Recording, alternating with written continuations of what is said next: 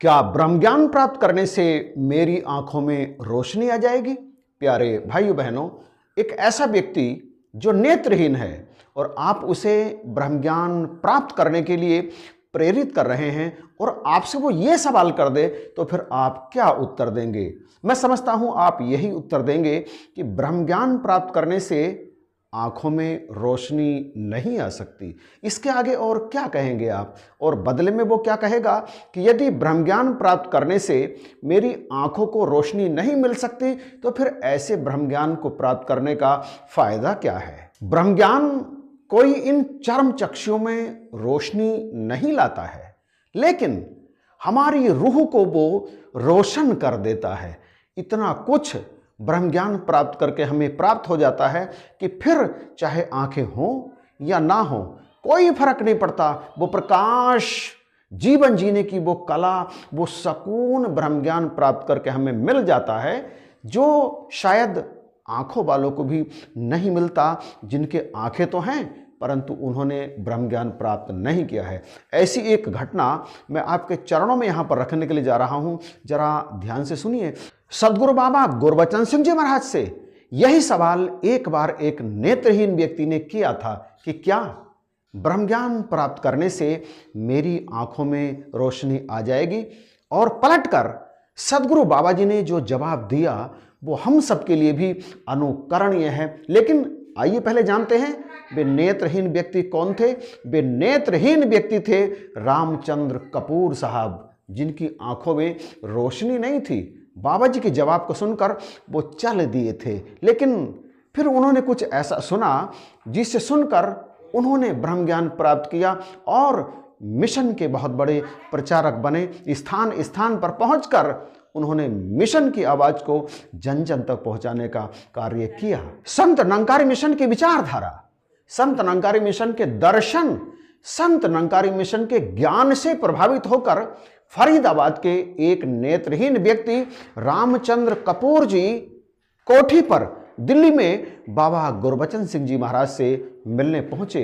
वे बाबा जी के सामने पहुंचे और बाबा जी से उन्होंने सीधे ही प्रश्न कर दिया, ब्रह्म ज्ञान प्राप्त करने से क्या मेरी आंखों की रोशनी वापस आ जाएगी? इस पर सदगुरु बाबा जी ने बड़े स्पष्ट शब्दों में कहा, इस बात की कोई गारंटी नहीं, परंतु ब्रह्म ज्ञान प्राप्त करने के बाद जो अनूठा सुख आपको मिलेगा, उस सुख को देखकर आंखों वाले भी आपसे ईर्ष्या करेंगे।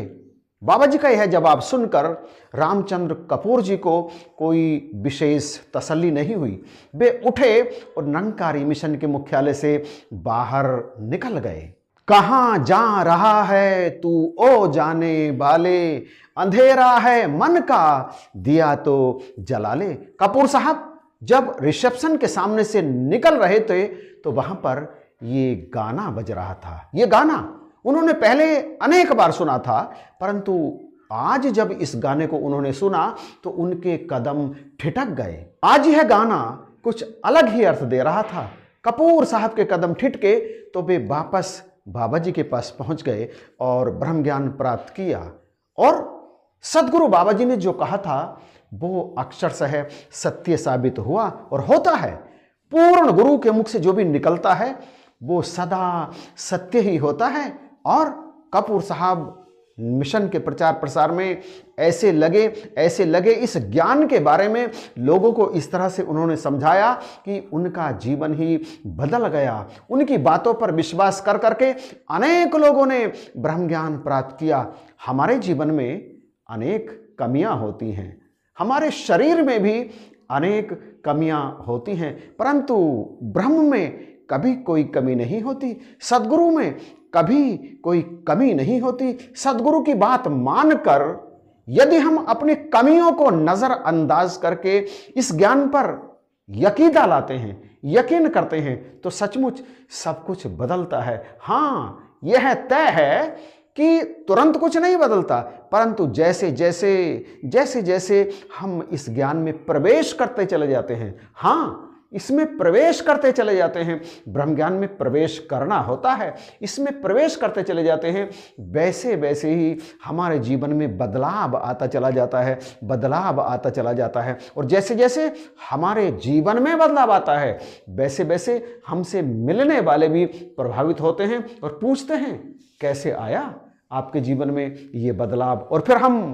कहते हैं ये सब मेरे सतगुरु का चमत्कार है, ये सब ब्रह्म ज्ञान का परिणाम है। और लोग जुड़ते चले जाते हैं, काफिला बढ़ता चला जाता है। कृपा करो, बख्शिश करो। ऐसी छोटी छोटी घटनाएं हमें बहुत संबल देती हैं, हमें बहुत प्रेरित करती हैं।